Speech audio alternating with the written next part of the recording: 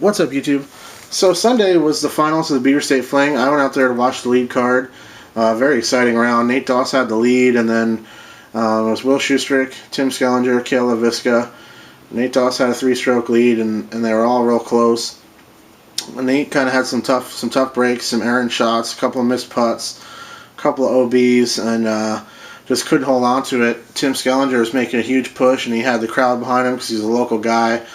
And it was really exciting. And Kale LaVisca was just playing a fantastic round.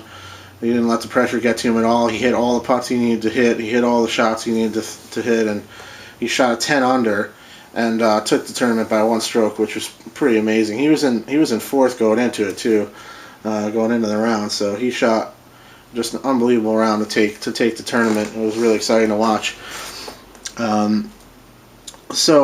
Yeah, right after that, I was, after the lead card, I was back at Tournament Central looking through some plastic. Found this gorgeous Paige Pierce Titanium Stalker by Discraft, so I figured I'd do a review on it and show you it next to some other stalkers, give you a little bit of feel on the way this one kind of stacks up and the other stalkers that you can find out there. So I'll just give you a look at this thing first, because it's just a gorgeous disc.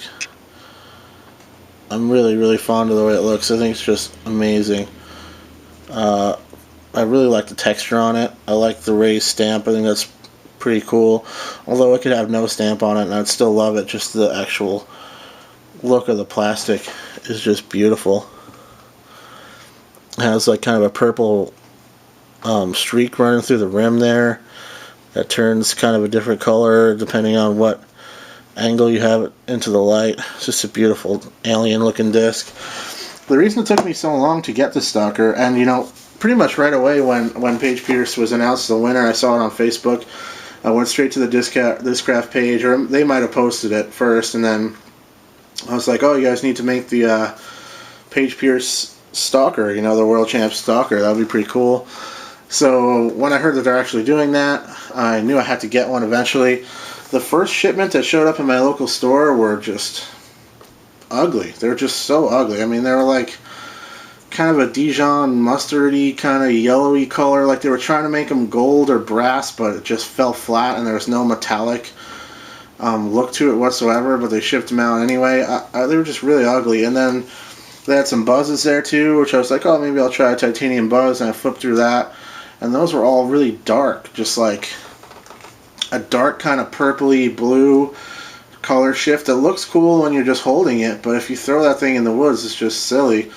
And then there was one that was actually like, a few that were actually like an OD green kind of color that turned like a maroon. And it's just like, really? I mean, it's just pretty much the worst color I could think of to make a disc. I mean, a dark green is just the worst color I could possibly think of to make a disc. Anyway, so yeah, there's no way I was going to spend $20 on a disc that I was probably going to lose on my first round. But once I saw this one in this beautiful, vibrant blue, nice and easy to spot out there. Still not ideal. I still like, brighter discs. Not as easy to find as this one, for sure. But it's plenty bright, and it's really beautiful. Had to pick it up. Got a great deal on it, too. It was like $16.99 at Play It Again Sports booth that they had set up there, which is cool. I'm glad that they're getting into the disc golf scene and kind of helping grow the sport. It's pretty awesome. So we discussed the looks. You guys know how I feel about the looks. I don't need to go into that anymore. As far as feel, to be honest, I think it's a little bit slick for my taste. I don't feel the grip is that great. It's not bad. I didn't notice any real problems with it during testing, but I would say that I probably like my Cryztal Stalker a little bit better, and I definitely like my regular Z Stalker a little bit better. But this one I've had forever. It's one of my favorite discs, so I could be kind of biased towards it, so I'll be honest about that. But sometimes discs have kind of a sheen on them, and then once you actually break them in a little bit, they get tackier from use and get a little scuffed up and stuff. So I'm assuming that'll probably happen with this thing eventually, even though this plastic is supposedly stronger than Z plastic, which would mean the stuff must be ridiculous. You can get a few of these stacked up and make armor plating out of them or something, because it's taken me the whole time I've had this thing, since pretty much the Stalkers came out, to even kind of break this one in. So as far as flight, my older broken in Z Stalker is definitely the flippiest, as well it should be. Being broken in, it's also a little bit lighter. It's like 168 grams. So this one I can just throw laser beam straight, and it'll finish soft to the left when it slows down.